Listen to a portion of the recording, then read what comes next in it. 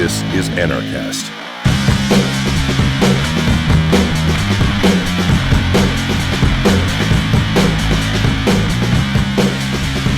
Hey everybody, welcome to another edition of Anarchast from Las Vegas, Freedom Fest. I'm here with the first guest ever on Anarchast, Gary Gibson. How you doing? Yeah, I'm back. Not bad. How you doing? Good. We've improved our quality since the first video. That was sort of almost like a test video. Well, I think I was wearing the same shirt, to be honest with you. Yeah. And we're here at Freedom Fest, and Gary Gibson, if you don't know, is the editor of whiskeyandgunpowder.com. It's one of my favorite reads every day. And we were talking earlier, because I don't have to ask you the first question, I know how you became an anarchist, but we were talking earlier about how the media likes to portray anyone who breaks a window or throws a bomb as an anarchist. What's your thoughts on all that? It's changing definitions to, because I mean, anarchy is the absence of the state, and the state doesn't want to have people thinking that's a good thing. So you want to the brainwashing that starts when you're, yay high is like without the state, it goes nuts, man. It's forget free healthcare. We're talking like people will be cutting your throat in the street and stuff and taking your money. So yeah, that's what they are. Anarchist, means without a ruler, and without a ruler you get violence. So when there's a violent asshole, they label an anarchist. If he's not mugging anybody for money, he's just breaking stuff, anarchist, because that's what's going to happen without us. Yeah, they co-opt the word, right? Yeah. Just like they co-opt every word. Actually, almost every word that anyone uses is usually the opposite of what it is supposed to mean. Well, it's the newspeak, right? They're rolling newspeak just to turn it all around. I can't think of anything offhand because I've been drinking a lot since the day ended. We've had a long, hard day. Both of us, I think, on the Freedom Fest. It's been a lot of fun, but yeah. So anyway, yeah, and those anarchists that aren't, right. It's like as bad as those anarcho-commies that keep replying to our post on YouTube. Oh, the anarcho-commies. Yeah. To me, okay, I'm sick of these anarcho-communists. Yeah, we hate you guys. I don't hate you, but it's so stupid. Anarcho-communism, but if you take the anarcho off of it, that's still exactly what you are. So just don't put the anarcho in front of it. Just say you're communist. Yeah, a lot of them say I don't understand it. Anti-authoritarian and whatever. Authoritarian. It's pretty natural for authorities to exist, but they're voluntary. You voluntarily submit yourself to whatever, there would be businesses and bosses and parents and children in an anarchist society. I don't know, they want a stateless place they claim, but I don't know who's going to enforce that lack of property they're craving, because property is pretty damn natural, And whenever they approach me, I was like, well, can I take your hat? I mean, just that's pretty natural if you want to keep your stuff, right? And you guys want to abolish this idea of property because it's authoritarian or something, and what would they do if you went up and took their hat? I don't know. And you can't. I mean, that stuff actually works pretty good for tribal societies, I guess. And if you want your society to be poor and have to have infanticide because you can't afford to feed your children because you can only grow so many crops this year and you can't trade, great. Then communism is a great thing if you want to live, like a caveman. But in advanced industrial societies and post-industrial societies, we kind of need divisions of labor, specialization, innovation, incentive, property, capital formation, all the things. And the people who like that stuff, they're going to be watching this on their cheap laptops, decrying capitalism. That's what really burns me. They're going to.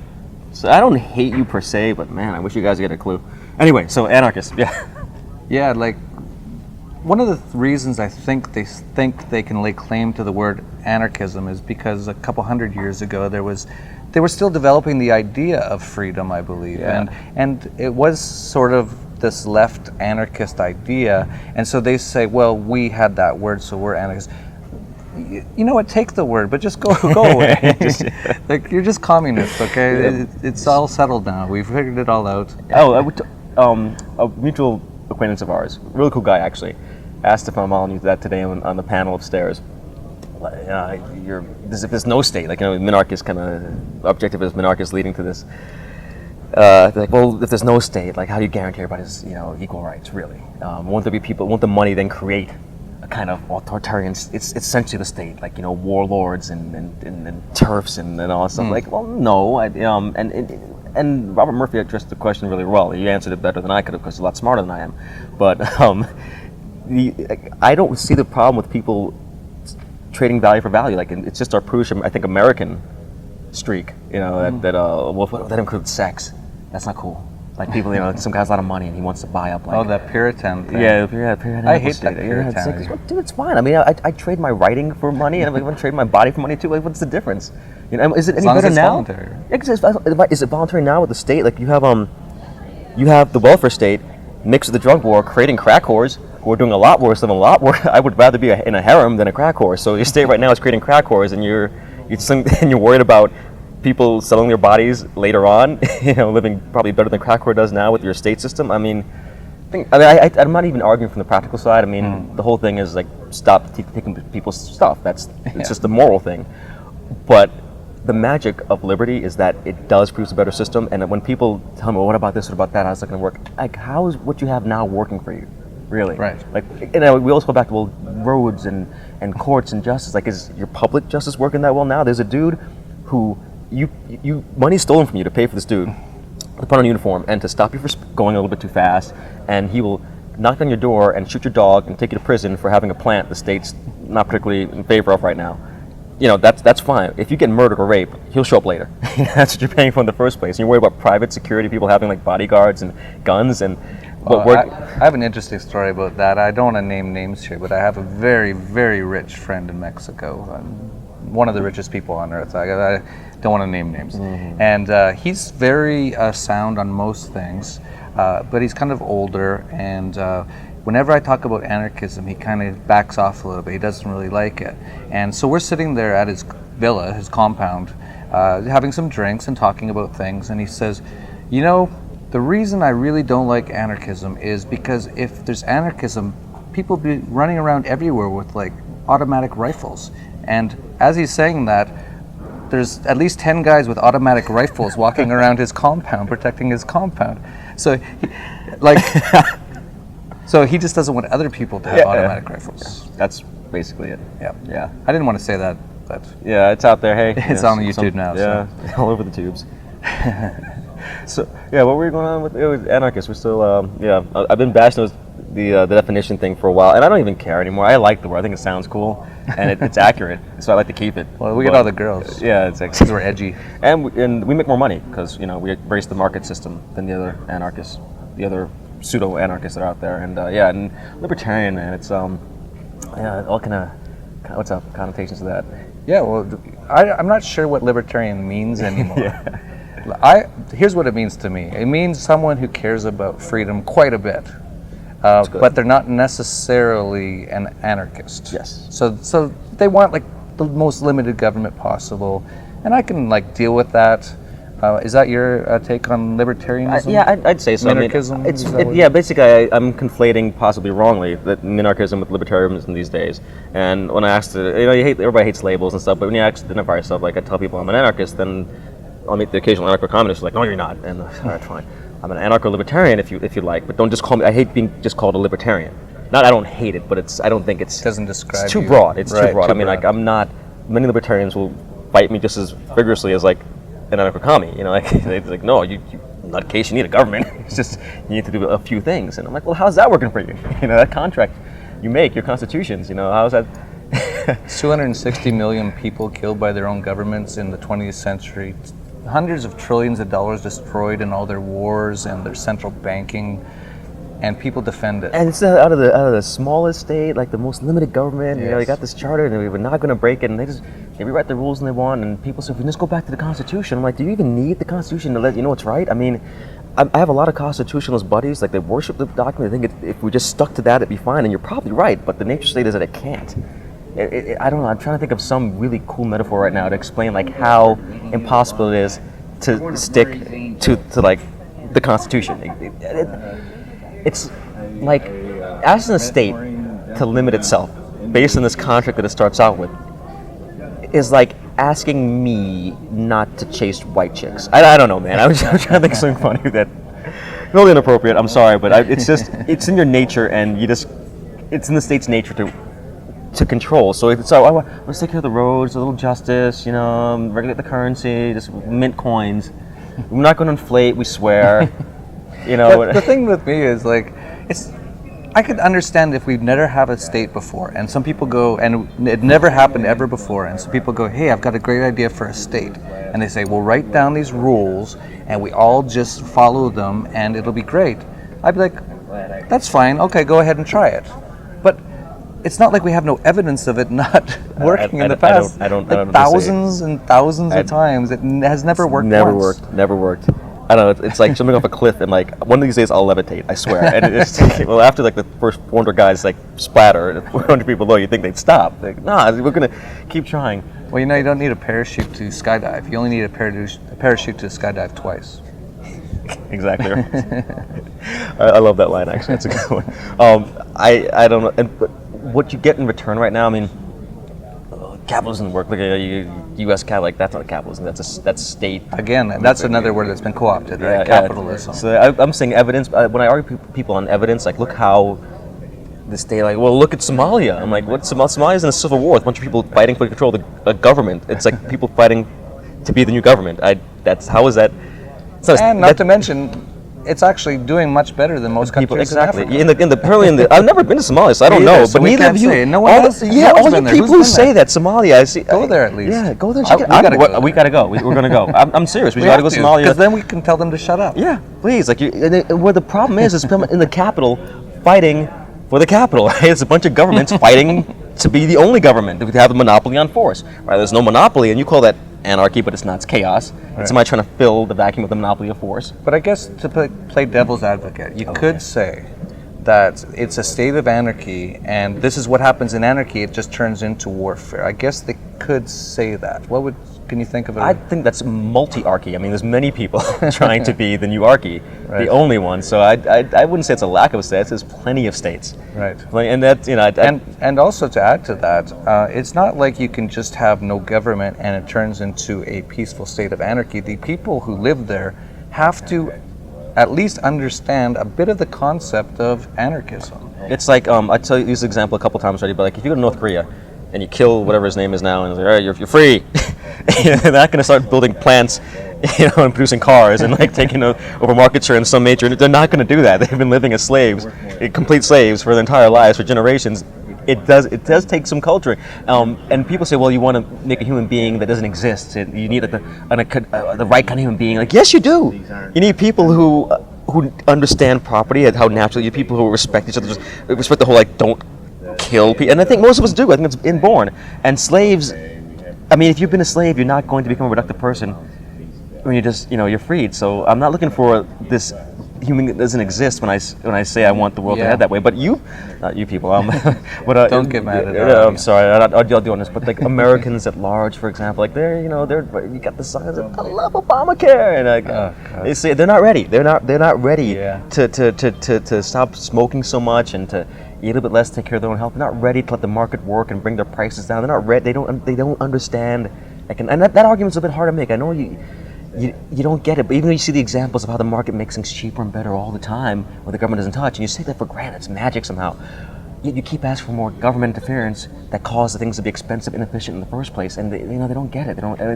I'm sure they had a couple generations to see it work. What they're going to get instead is a couple of generations to see it get worse because they're asking for more government interference. Right. So they're going to keep pushing toward like lower efficiency, higher prices, more money that needs to be stolen to fund it. Yeah. So I mean, even Americans are ready. Most Americans I know, they're probably the least ready. Yeah. A lot of there is a certain percentage. We're at Freedom Fest. Right, there's people here who are American who totally understand what we're talking about, but they're very small part of the population. Oh, it's almost infinitesimal, really. That's a whole different topic. But I'm wondering if that's how much of that's growing, ebbing, how many people are waking up. If is the state feeling threatened? I mean, the technology makes it so easy to share your propaganda, which I do on my Facebook page. While some of my socialist friends and relatives respond nastily to my propaganda and start arguing with me. But I mean, it's so easy to, just like throw your ideas out like seeds, and the evidence is weighing in favor of liberty and how much better it is. You're happier when you feel free. You are more, right. The economies that come from free people, from a free society, are richer, and even the poor people in them are living in pretty every damn well. Instance. So when the evidence comes and you see the propaganda from people, and it is propaganda, I'm totally propagandizing when I do this, when I do my job, when I'm in my personal life, when I put on my Facebook page. It makes it so much easier to spread the word. I'm wondering at what point governments get threatened by this. Like, wait, way too many of you are waking up, and then we gotta put a clamp on that. We're starting to see that quite a bit right now. Yeah, we kind of are. Like, so, I mean, the internet attempts to control SOPA, people, whatever. A few days ago, Obama basically took over the internet. I don't know if you heard I about that. don't watch enough news. People give me news tidbits sometimes. Like, I haven't checked in. It wasn't on the mainstream media, of course. It was on Russia Today, which is excellent. Interesting, yes. So, what else should we talk What was? about? Wait, what was we? I had something I wanted to talk to you about. What was? The thing we talked about off camera? Yeah. What was that? About fighting the state. Oh, yeah. The we can edit morality. this out, by the way. Okay. Yeah. Good. A few things, but the morality of like. When is it fine to fight the state? Right. Okay. So I'll start this. Okay. One of the questions that I am still having a hard time figuring out is the state is always aggressing against us. Constantly. They steal. If you're a normal person who pays taxes, they're stealing your money every day. You go to buy something, they're taking 10 or 20% depending on where you live. They're constantly stealing from you. They're constantly aggressing against you. Almost weekly or monthly in the U.S. If you don't get pulled over, I'd be very surprised, depending on where you live. And they'll rough you up, or they'll obstruct you, and they'll use violence against you. So, as anarchists, we at our core believe in the non-initiation of force. But at what point? And this is the tricky part. And we started off this conversation by talking about those guys who try to blow up a bridge or break some stuff, and how they call them anarchists, but they're not. But at what point can we fight back violently against the state? Well, do you have any concrete thoughts on that? Yeah, in my own life, I pay my taxes as slowly as possible, but I do it. All I can do is not kowtow to them.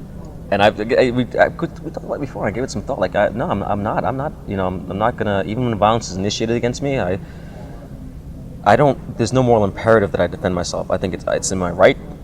It's my right to do so, but I have to look at the bigger picture. So I am being a pragmatist when I don't punch a TSA agent in the face after he's like cupped me, which is basically what's happened. And I live with the outrage, but all I can do is like look them in the eye. That's all I can do is like I speak, I write. When I'm faced with the agents of the state, I don't bow and scrape, but I don't respond violently. So, when do you? What do they have to do? Where's the limit on this sort of thing? Yeah, I mean, they can try to. That's the tricky question. I have this image of this movie in my head, like Scarface going on Blaze of Glory. Like, I'm not like carrying a bunch of guns and stuff like that. And but I wonder. I think there's going to be a point. Obviously, your family gets attacked. You throw yourself in the way of that, and you'll do anything to. Yeah, of course. Throw yourself to the wolves. It's emotional. At that yeah, point. that's. But and the state. I totally understand when you talk about pragmatism, because, they are constantly attacking us. But if I walk up to a cop and kill him, my life's over. But what if the cop pulls you over and he wants to handcuff you? He's now initiating force. He has no right to do this. No natural right. But do I headbutt him? Yeah, exactly. My life's over. Yeah. Anytime you aggress against them, your life's pretty much Even over. when you are morally in the right to do so. Oh, totally. Yeah. Yes. I mean, people go to prison all the time for acting. Oh, you see it all the accordingly. time. That's right. On YouTube, you can find it almost every day. Some cops, they're almost like just a gang of thugs at this point. They're not even trying to hide it at this point. Not even trying to hide They'll just jump on people and just start beating them. Kick them in the head. And no one will do anything. They'll just go, "Sir, please, sir, stop." At what point? You know what my question is? I'm just not. When do we fight? Yeah, that's it. Pick up arms and all of us. Like, so your answer is that you have to make your own personal decisions. So if you're that emotionally, you cannot handle it anymore, then I guess you would. I mean, that's it. That's right. I mean, so I if they can't killed tell my daughter, anybody. I would just go in and guns blazing. I don't want to live anymore. You've destroyed my reason to live. That's right. I can't live with this. Right. That's the thing. That's how great. We started this video talking about how they say anarchists are people who break windows, and what we've decided here is that they'd have to push us so far, steal almost everything, destroy our lives completely before we'll even lift a finger against them. Yeah, we're not violent people. We want trade and agreement, and when you don't agree, just be able to walk away. It's a peaceful philosophy. It's not one of violence.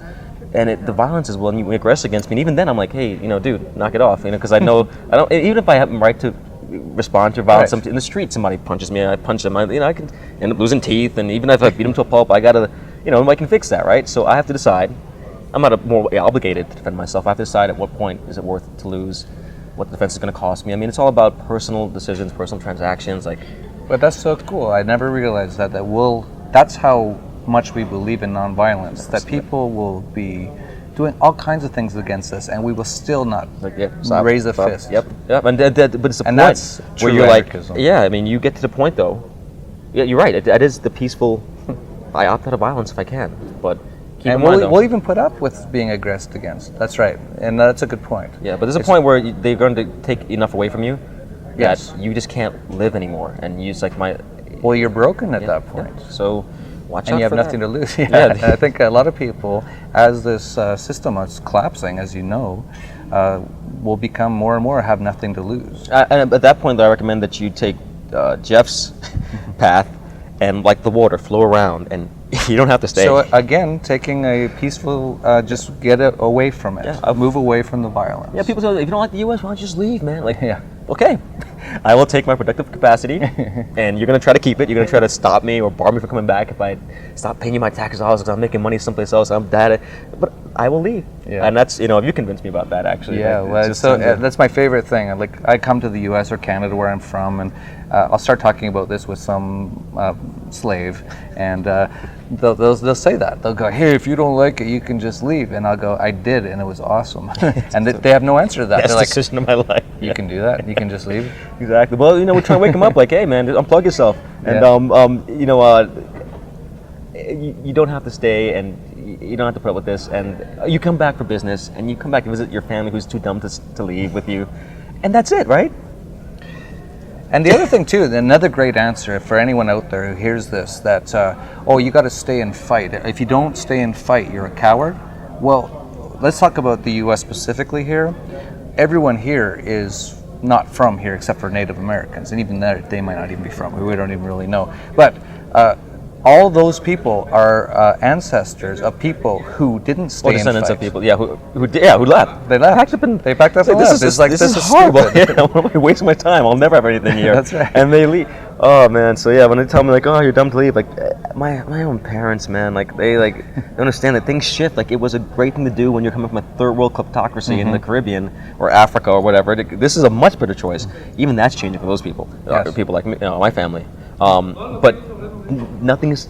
Now it's time to leave from here. This is Europe in like 1750. You get out if you're a peasant because you have no hope here. They can do it. They can kill you at will or whatever. Or take you don't know anything. You get crowded in. They have their hunting grounds and their castles, and you have nothing. So leave. That's where it's not exactly like that now, but leave if you have to. Yeah. So I guess in what I'm trying to say is like, if they take everything from you and you get really angry, then violence, whatever.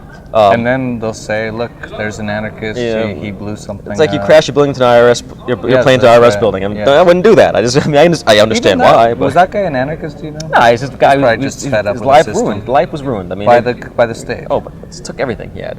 So, before it comes to that, don't do that. Yeah, don't just sit there and have you ruined to the point where you go crazy. That's right. Yeah, and to get into the fifth cop that stopped me today, and I'm done. I'm going to kill the next one. There's plenty of places to go, and not just one place. Permanent traveler. I mean, no place is libertopia. You're not going to go to another country like, this is total freedom, total economic freedom, no central bank, everything's fine. That doesn't exist. Where is that? Let's go. It's on our heads right now, and we hope the whole world gets infected with it one day, and they stop believing in slavery and coercion. So yeah. All right. What's sorry, the camera. All right. We can actually edit that. Okay, great. So we'll just finish it up right now. All right. I didn't mean to use violence. Yes. Trying to keep you away from the camera. Yes. Initiate violence. Anyway, but yeah. So. I think you just finished it up perfectly. We'll just end it. All right. Anything else you want to talk about? No, just keep it on for a sec. I'll just Oops, do the final. Okay. I think that was good. That was really good, actually. Thanks, man. Okay.